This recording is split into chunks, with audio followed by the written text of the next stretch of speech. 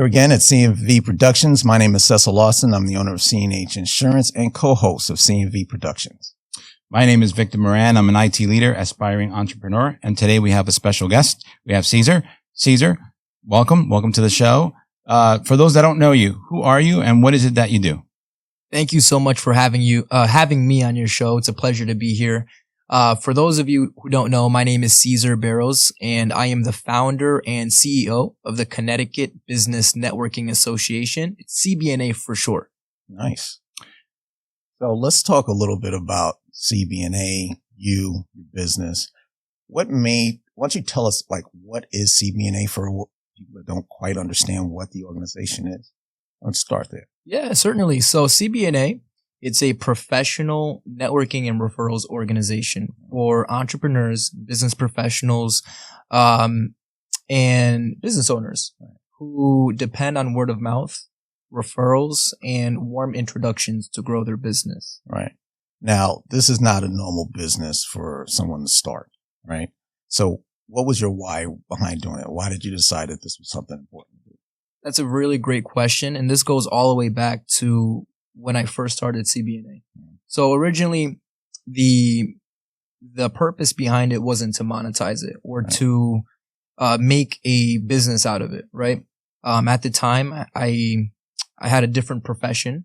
I was a sales representative, and my only objective was to be the best in my field possible. Right.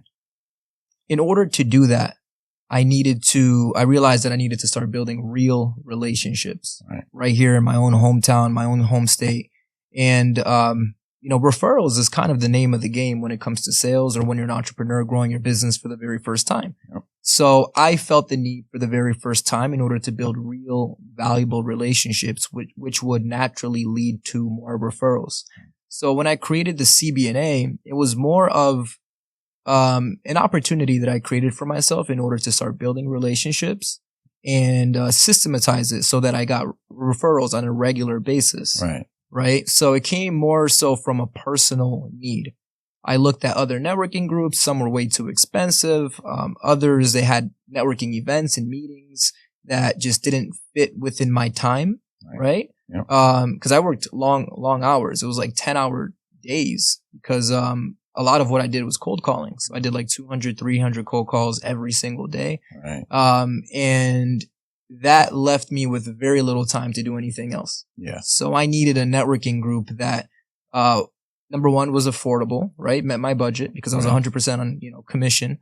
And then number two, allowed me to kind of network whenever I felt like I had the time, right? Yeah. I couldn't find that anywhere. So I decided to just build my own. Right. And it started as just a small online group. And then from there, it started to grow. People inside started to refer, more people to join the group.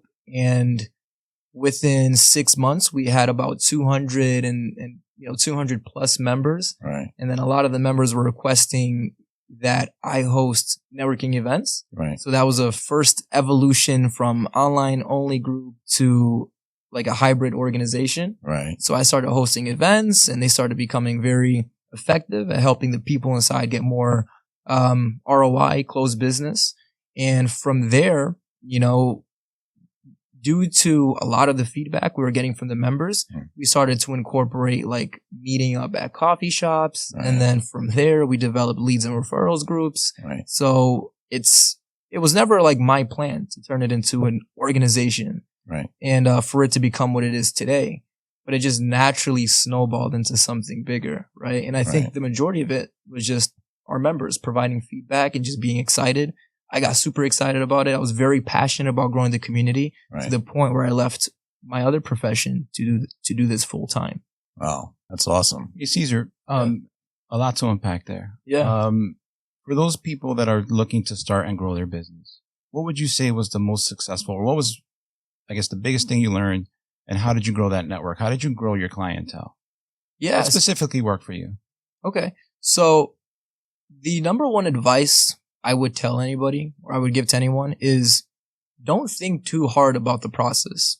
Just start, right? Because as I said earlier, I didn't intend for this to become an organization with 300, 50 plus people in my network, right? These are all vetted and verified individuals. I just took it one step at a time.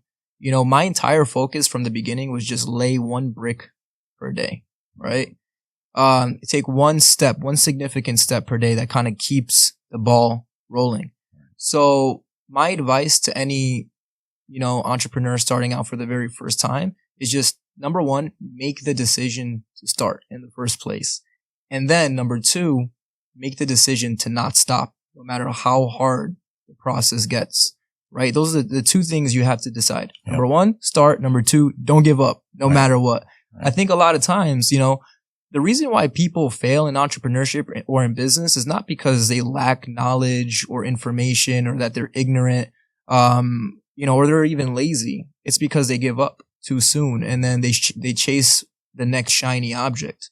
When in reality, you just got to stick with what you started. Everything is going to be hard. No matter what it is that you decide to do, it's all going to be difficult. You're going to, you know, reach a point where you're going to encounter specific challenges for that niche or business that you are, you know, that you're building. And, what an entrepreneur has to do is overcome those challenges. And the only way you can do that is if you stick with it, you stand your ground and you continue to move forward rather than jumping into something new. So, you know, with my organization specifically, to answer the second part of your question, how I acquired my clientele. So originally it was just me, right?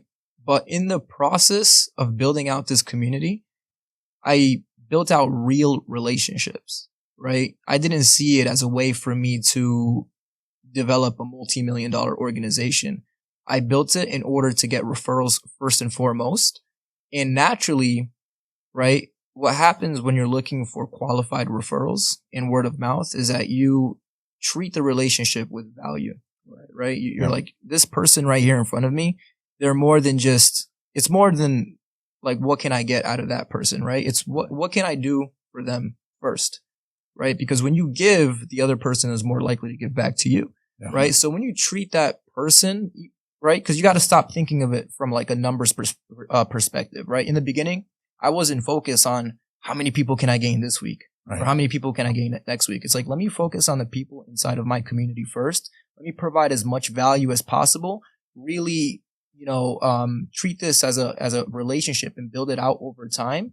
And then if something awesome comes out of this, that's like a bonus, right? Yeah.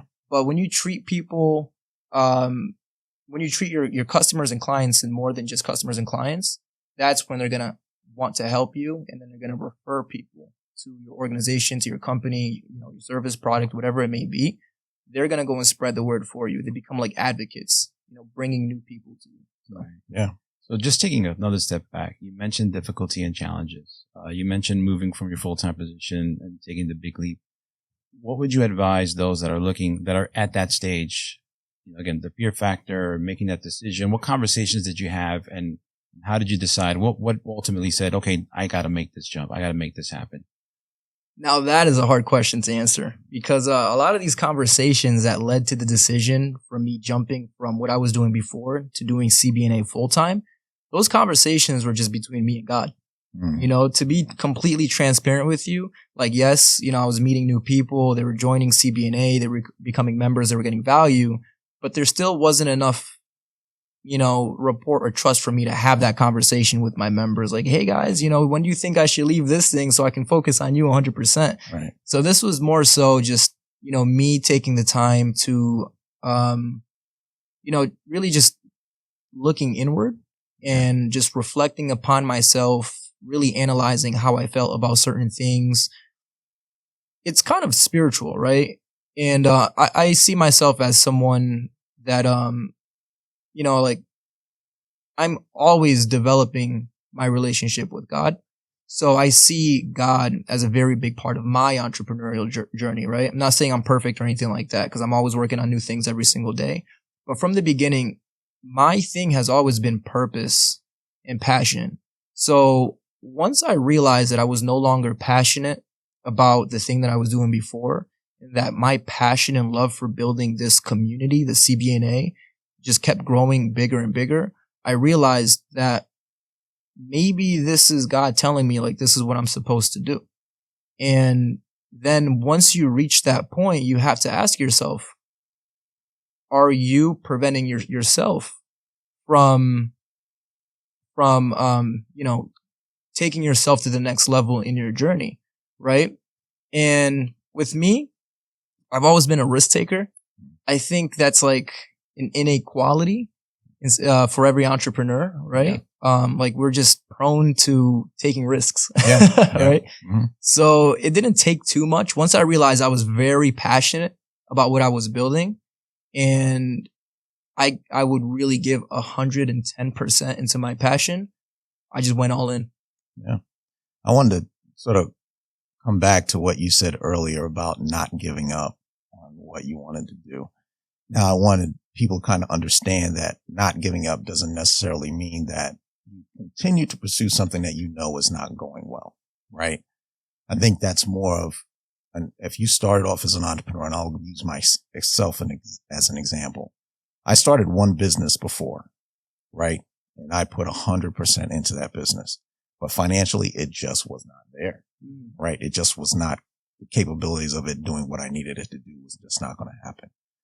And you have to make that decision that, okay, this has to end at some point.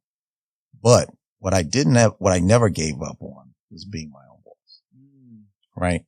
And that's sort of the thing that I think a lot of business owners have to understand, because, we sort of look at it. It's like, man, this is my passion.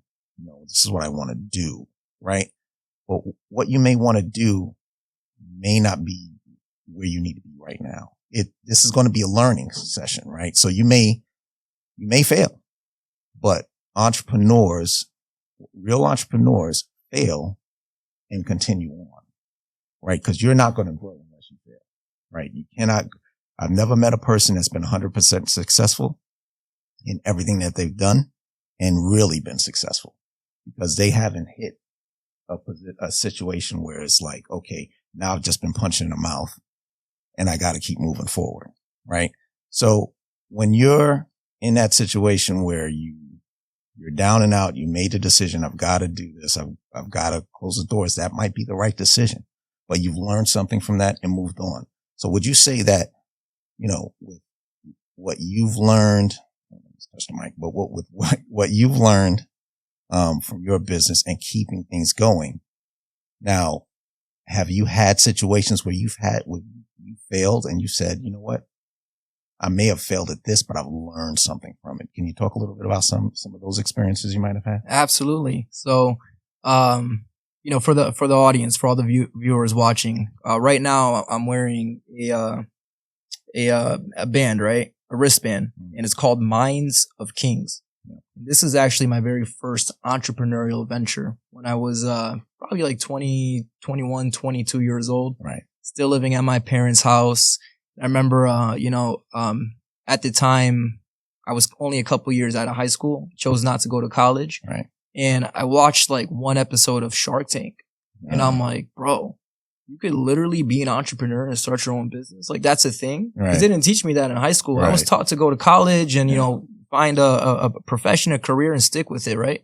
So, like my parents, they weren't entrepreneurs. My father, he works in construction. So I wasn't taught this way of thinking. I wasn't given this mindset. But for some reason, I watched one episode of Shark Tank and it opened my mind up to a new perspective. Because at the time, I started working when I was 16 years old, still in high school, right? But by the time I was, 21, 22, I've worked at several companies, so I've gained some experience. And I knew at the time that I didn't like authority. You know what I mean? Like, I'm like, I hear you. It kind of sucks. Right. You know what I mean? Like, I have to be at this, I have to be in this building at a certain time every single day. Boss tells you something that doesn't really, sit right with you. Maybe it's like against your morals or whatever. You still have to do it because like you got to get paid, right? So it's like, I didn't know there was another way. Right. I didn't think it was possible for you to be your own boss, like you mentioned. Right. But, when I watched that first episode of Shark Tank, and I know it sounds silly, but that was like the thing, right? They talk about like getting bitten by the entrepreneurial bug. Mm-hmm. And, I think, that first episode exposed me to a new way of thinking, and I decided to start my own thing, right? Nice.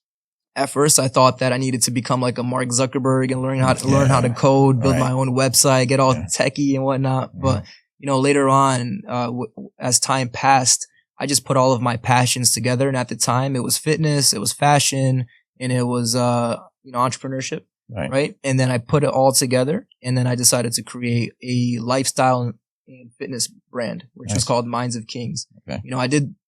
I took whatever I learned from those books that I bought. I built myself a website. I taught myself the basics of photography. I had like 1 or 2 people to model my clothing, and I just got a bunch of t-shirts and I put it in a duffel bag and I sold them at the gyms. I sold them in the streets from the trunk of my car. I actually made a lot of money. Some days I would leave the gym with like $200, $300 in my pocket. Nice. And that's where I really learned sales. Right. But what I learned in the process is that I'm only good at selling when it's something that I'm truly passionate about and I believe in 100%. Because you can sell anything. And some people really can't sell anything because they have that gift. But for some reason, I don't know if it's like people can feel your passion or your energy or the love that you have for it. But when it's something that I truly love, I almost always sell it no matter what. Right. Because at the end of the day, I'm not convincing you about the product itself, but I don't know, like you can feel it, right? And it transcends words. So I did that and I was very good at it, but I made a lot of mistakes.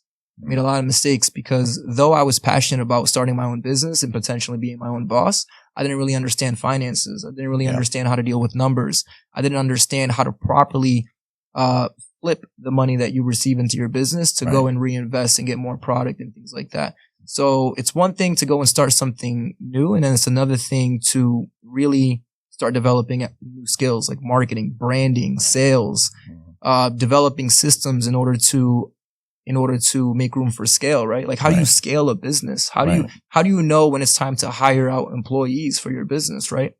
These are things that if you didn't go to school for, you kind of have to learn by going through the process, right?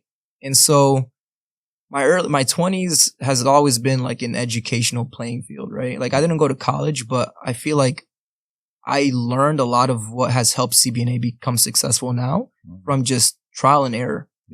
Just consistently failing. Right. But it's not really a failure if you learn from it. No, it's only a failure when you quit. Right. That's the thing. 100%. Yeah. So I just kept doing it. And you have to be okay with failure. You have to accept it as being a part of the process, right? So that requires you to let go of a certain degree of fear. Yeah. Like, just got to go for it. Yeah.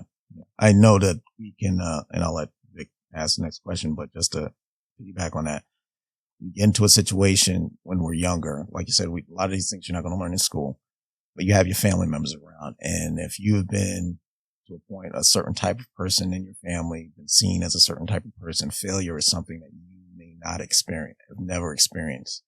And then when you do, you look at it and you're like, well, man, you're like, it can hurt your soul to an extent, right? But the reality is you have to go through that. You have to hit that situation in order to move on to the next step. Is that brand something you're still selling or? So I kept the LLC. It's active, right? Okay. But I stopped selling it. The t-shirts, the apparel, all operations have ceased because my entire focus is just CBNA and my family. But one of the reasons why I kept running into failure in my 20s is kind of what I mentioned before. It's like once something isn't working or isn't growing as quickly as you expect it, a lot of people, they pivot too soon and they start focusing on the next shiny object, right? So when I created CBNA, when I first started it, I made the decision to start and never give up. So a part of that was I had to do something differently, something that I've never done before. And that was just focus on one thing, right? Because there's like I think it's like a Russian proverb or something like that. When you the man or woman that chases multiple rabbits catches neither. So I was like, if I'm going to succeed at something and really make it successful, I want to focus on just one thing and one thing only because I'm pouring 100% of my time, effort, and energy into that one thing. And once I realized that I was very passionate about growing CBNA, I decided to make that my one and only focus. And that's the reason why we've been growing very, very quickly, right? Because if I was still doing the selling t-shirts and, briefly in my 20s, I did personal training for a little bit. So if I was doing that and that plus growing CBNA, neither would be successful, right? It would be like, my focus, time, and energy are being split times 3. So it's better to just put everything into just one thing and just make it work, right? And not have any backup plans. Yeah. That's great that you said that. Yeah. That's very important. Yeah. No. So saying the level of focus that you have early on, what were some of the challenges like that you would say would typically deter people that you share with community building? Yeah. Okay. Some of the challenges. So in the beginning, right, my intention wasn't to monetize CBNA. So there was a time when CBNA was a completely free community. Like anybody can join. We host the CBNA community on a platform called School. Anybody can go and create their own group. You can monetize it if you'd like. But my focus was just to build out a solid community of people who just help each other out. I didn't know that I wanted to turn it into like an actual business and a career, right? Because my time, energy, and focus was being split between sales and growing CBNA. I was doing sales during the day for like 10 hours, and then I would go home, spend a little bit of time with my kids, with my family, and then I would dedicate like 4 or 5 hours before going to sleep to like CBNA. So I wouldn't go to sleep until like maybe like midnight or 1 a.m. in the morning just to do it again the next day, right? Yeah. So I did dedicate a specific amount of time towards growing CBNA, but even with a free community, it was very difficult to grow the member base because a lot of people, I ran into some individuals who would join just because they felt pressure to join, but then never log in ever again. They became inactive. Yeah. I ran into some people who thought I was a scammer, just reaching out to them to join this community. I'm like, I've never heard of you. I've never heard of this platform. I'm not joining. Right. So even with a free community, it was very difficult to build a foundation of it. Right. But also, let's say you did get that person to join your community, right? How do you get that individual to stay active? That's the thing. Yeah. Most people will join. Well, a lot of people will join, but most will not be active on your platform. They're not going to mirror the behavior that you want them to have coming into your community. So as a community builder, it's not just about getting people to join your thing. It's about getting them to participate and actually buy into your thing. Right? How do you get them to see the value and see your vision? Right? You yourself as a founder have to mirror that, the type of behavior that you want them to have. You have to do it first. So what I did was I just led by example. I made posts. I commented on all of my members' posts.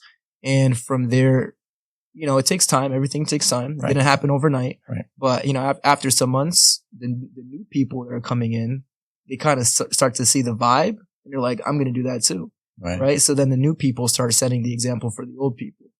So it was challenging, especially for my very first event. I had like 16, 17 people that showed up. That's actually pretty good. It's not bad. Now that's the size of our average chapter, leads and referrals group. Right. Yeah. Our events now are like 70 people. Yeah. Right. And that's without marketing, no brand, no meta ads, nothing, just internal promotion. Wow. Right. So it's like, it's something that I'm very thankful, very grateful for. But in the beginning, it was very, very difficult to get people to come to these events, even within our own member base. Yeah. But the first event only had 16, 17 people. It was a hit. It was a really good experience. A lot of the members felt like they could actually work the room and make valuable connections. Sometimes when you have an event and it has way too many people, certain individuals may feel overwhelmed, especially if you're an introvert. Right. Yeah. Right. And that's one of the challenges I faced, because a lot of people get surprised when I tell them that I'm naturally an introvert. So imagine an introvert who's kind of like shy with people, building a networking and referrals organization. Like that's super opposite of like the type of person that you are. Yeah. So I had to overcome myself. That explains why we're in black, by the way, because we're both introverts as well. Oh, there we go. Yeah, right. Yes. You want to kind of blend in with the shadows, right? Like Batman. Yes. It's funny because our last episode where we talked about networking and actually we talked about a few things that you brought up. But for those business owners that, I guess, what would you say is the biggest misunderstanding for business owners when it comes to networking and maybe joining a group, attending these events? What's the biggest misunderstanding? The biggest understanding that a business owner has about networking is that you're going to get referrals, leads, and business right at that first meeting. Mm-hmm. Yep. Yes, it could happen. Yeah, good. And I know we talked a lot about this at our meetings, but the real success is going to happen behind the scenes when you're not at the meeting, right? So I encourage our members. We encourage our members inside CBNA. Like, you want to do one-on-ones with people, right? Because at the end of the day, it's one thing to, show up to an event or to a meeting, get somebody's business card, and then likely they're never going to reach out to you, or you might forget to reach out to them. So what's really going to lead to business is you scheduling one-on-ones, whether that's like a virtual call or in person. You want to stay in touch with the people that you meet. You want to follow up, right? Follow through, especially. And then when you do meet with that individual, whether, on a call or in person, your primary concern or objective should be, what can I do for this person? Right. You don't want to lead with, hey, so this is what I do. Do you know anybody that can benefit? Like, put yourself in their shoes and be like, how can I provide value to you first? Because then they're going to pay attention, and then they're going to treat that new relationship with more respect as well. And then the funny thing happens is when you give first, people feel more obligated to give back. Yeah. Well, and they'll do it naturally. Yeah. You know what I mean? Yeah. So there's some psychological reasons behind it too. Yeah. And the whole thing, and just full disclosure to everyone, I am a member of CBNA, right? The biggest thing that I like about the groups is the networking, the networking groups that are pulled together, because you get to meet a group of people on a regular basis. You get to know them. They get to know you. And I always look at, you go into these organizations, these groups, everyone there is a possible sales rep, and you have to learn to become a possible sales rep for all of them. And we've had this discussion. And going back to your thing about the introverts, we are actually very key on those types of relationships, because introverts may not want to go out and get to know every single person in the room, but every person that they get to know, they actually know, right? And they're looking to build that relationship, and those relationships tend to last a lot longer. So, CBNA, from an organization, I give it a big thumbs up. Thank you. Very good organization. You're doing a great job. Thank you. Well, I will say this also, right?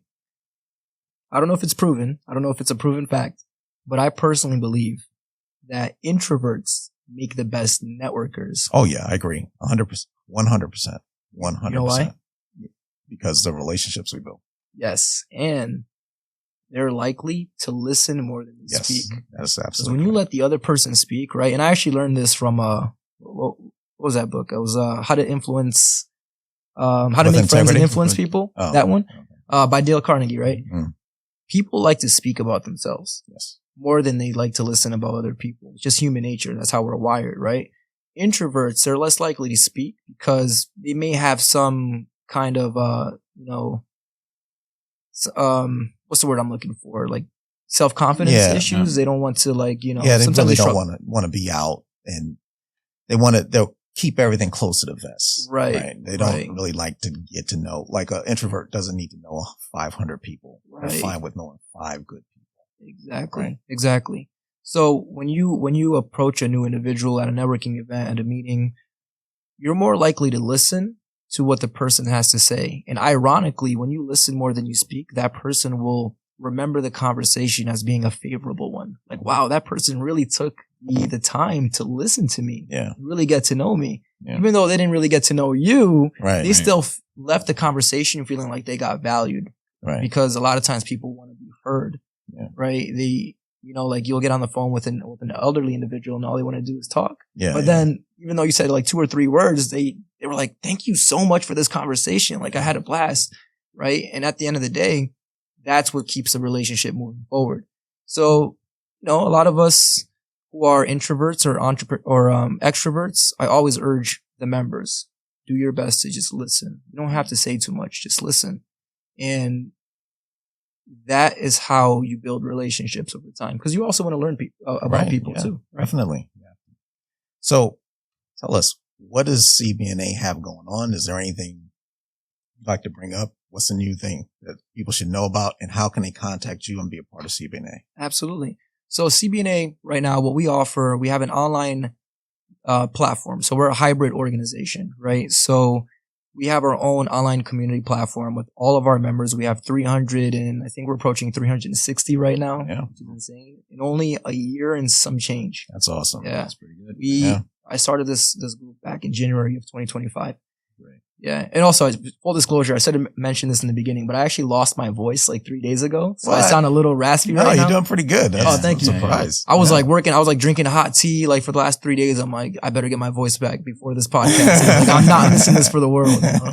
It's a great experience. Honestly, I'm very thankful to you guys for having me on the show. So, to answer your question, we have an online community platform where we gather all of our members online so that they can exchange referrals. They don't have to wait for a meeting or an in-person event in order to meet people and exchange referrals. Right. The majority of networking is really just staying connected, which is why the online platform is so important. And that's where our members promote their business. You can think of it as like a Facebook group, just not hosted on Facebook, right? Aside from that, we have networking events every single month. So we get all of our members, our member base, who are like 98% of them are here in Connecticut. And we bring them together so they can network in person at a networking event. We choose a venue, we cater food, we cater drinks. It's a really good time. Sometimes we have a DJ. Overall, it's a great experience, but we treat it as like you can think of it as like a CBNA wide conference where we go over our numbers, statistics, how much business our members have generated. So that way you can see that we're organized. Well, we are organized, but you can see that our members are getting results in real time. And then aside from that, we also have leads and referrals groups. So a leads and referrals group, for those of you who don't know, that's where a group of individuals, it could be anywhere between 10 to 30 people, we meet periodically, whether weekly, biweekly, or monthly, in order to exchange leads and referrals in real time. We practice our presentation, so you learn how to communicate in front of an audience, and we make warm introductions in real time as well. Sometimes these could be virtual, but all of CBNA leads and referrals groups, we meet in person. And sometimes we cater breakfast too, so it's a good time. And what's next for CBNA? So currently, I'm working with several individuals in order to really perfect the leads and referrals model for CBNA, right? Because right now, we're doing pretty good and our members are getting amazing results from it. But my mentality, my mindset is always, how can we make this better before moving on to the next thing, right? So my main focus is really just to make things better, operations-wise, system-wise, so that way we can help our members get better results from these specific type of meetings. But what's coming after this? I mean, if we're gonna do an internal announcement with CBNA, but that's something that will happen in Q3, right? So I'll have to come back for part 2. That's it. Right? Yeah. But more to come. More to come. Nice. And it's gonna take CBNA to a completely different level. Our members are gonna find a lot of value from what we're about to roll out. It's gonna be incredible. And yeah, I think that's pretty much it. So we did branch out to New York, by the way. Right. So Congratulations. Thank you. We have 4 leads and referrals group, and the latest one is actually in New York City. We have 8 members, and we just launched that like a week and a half ago. Yep. So we are growing rapidly, and I'm projecting that by the end of the year, we'll likely have 20 plus chapters just here in Connecticut, all over New York as well. So. Nice. Awesome. Well, it was great having you on. I think our viewers got a lot of good value out of hearing from you. And listen, you're doing great things with CBNA, and we're really looking forward to hearing more about what's coming. Thank you so much. And thank you again for joining. And thank you all for watching. All right. Take care.